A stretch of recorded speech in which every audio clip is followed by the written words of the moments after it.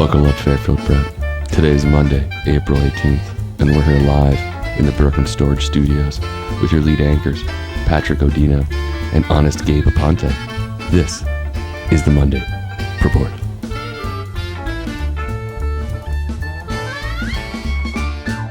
So I take the glasses off his face and I just look at him and I say, Mr. Ford, why is it so hard for you to understand that I just have naturally beautiful eyes?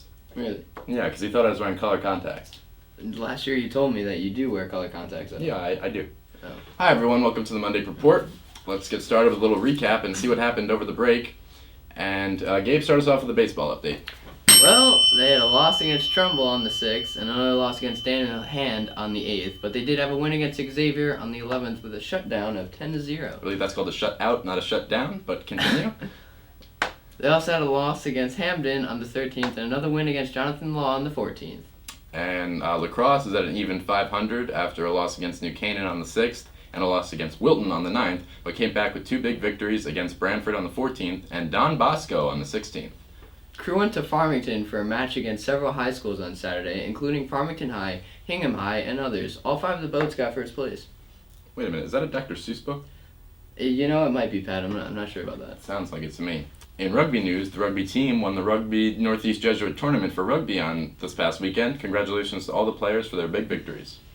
In campus ministry news, the Ecuador trip was over April break. Ms. Keel and Mr. Sacerdote were the faculty leaders. Two seniors and many juniors were on the trip, including Patrick. Yep, So, sorry. Pat, you want to tell us where you went? Sure, we took a plane to Miami, and then from Miami we went to Guayaquil, which is a big city in Ecuador. And then, it's not the capital, but it's one of the biggest cities in the country. And then we took about a 45-minute van ride to Monte Sinai, which translates to Mount Sinai. And it's one of the poorest places in the country. There are people living without running water. The water they do have is just stored in bins, and it's filled with bacteria and amoebas, so it's not safe to drink. They're lucky to have electricity, but if they do, it's not legal. It's stolen from the power plant and sort of wired illegally to their houses. So it's just one of the most impoverished places I've ever seen in my entire life. And so we basically had a little retreat house we stayed at, and there were 8 amazing volunteers who stayed there for a year. And we would sort of meet there at the beginning and end of every day and for lunch, and then we'd go out and do different sorts of things during the day. Were you able to speak to the locals of the community?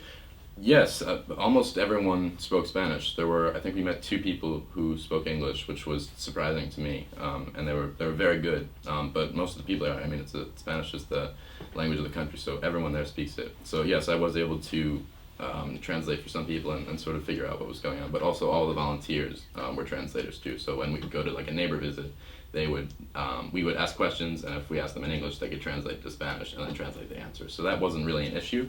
But it was definitely present while we were there. What was the food like?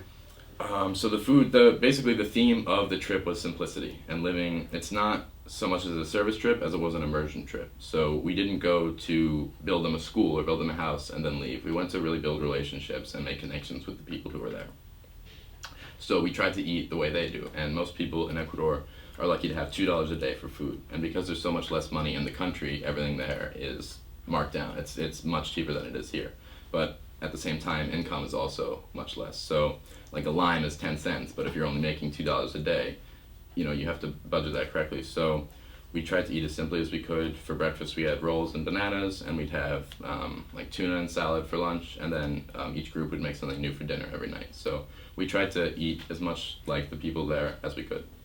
So you said each group, did you guys cook the food yourself? Yes, we did. We had 4 groups for meals. So a group for breakfast, for lunch, to clean up lunch, to make dinner, and to clean up dinner.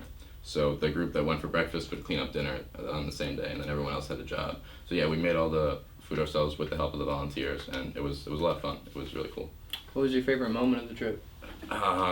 It's hard for me to pick because just everyone there is so happy and faithful and welcoming, which is not, might not necessarily be your first thought, but there were so many great ones to choose from. I think for me, every time we were with the kids was probably my favorite part because they're just like balls of energy who love to play and never get tired. And we played soccer with them, we played frisbee, and we talked to them, and they really lift your spirits, and you kind of hope you're doing the same thing for them. So we went to a church, and we kind of played with the neighborhood kids. We went to an after-school program, which now is a summer camp because they're not in school, because it's sort of their vacation because it's the rainy season, so it's not safe for them to go to school. So anytime we were with the kids was really great. But I mean, there really wasn't a low moment. Like everything was outstanding. So you would recommend the trips and all the other immersions? Absolutely. For anyone who has the opportunity to go, I would highly recommend it. It was a great experience. I'm going to try to go back next year if I can. And just a huge thank you to all the people who coordinated it here, like Mr. Sacerdoti, Ms. Keel, Mr. DeRosa, and also the 8 volunteers in Montesinai. You're all amazing, and what you do is it's really beautiful to see. So thank you for all your help, and it wouldn't have been the same without you. And we'd also, in light of what's happened recently, would like to offer our thoughts and prayers to the people of Ecuador, because literally hours after we left the airport in Guayaquil on Friday, late Friday night, a massive earthquake struck the country, and it's one of the biggest earthquakes the country's seen in decades. And it also occurred right where we were, right on the coast, which is where Guayaquil is. So there are people there suffering I think the death toll just keeps going up. There's plenty of people who are still in harm's way. So we just want to send our thoughts and prayers to the people there, because God knows they already have enough to worry about. So we just like to offer that to them, and we hope you do the same. So thank you. On April 10th, the Jesuits and the Encores performed at the Apollo Theater in New York at several clinics to improve their skills. It's being called the Second Harlem Renaissance, and a huge congratulations to Miss Evans and all of our students, because I heard it was a smashing success. Re-enrollment forms are due today. If you want to come back to prep again next year, you got to log into Backpack and have those forms. Mm-hmm. And if you do, we'll see you next year. And if not, well, that's where it gets tricky. Yeah, there's a very long and intricate process for the kids who do not re-enroll. And it involves a lot of people we've mentioned before. We're not going to get into the specifics because it gets a little iffy. So we'll just leave it to that and make sure you get those forms in. Now we'll have our next rendition of the Club of the Week with Evan Bean. Today we'll be talking about Model United Nations, which I'm quite familiar with at this point, since I've been in it, but how about you tell us a little bit about it? Well, Model United Nations is a preps club that is devoted to raising awareness of international issues and also enhancing our members' public speaking skills. Cool. And I know recently we've had quite a bit of success. We've had some awards given to us. Right. Very cool. So we go to a few conferences every year.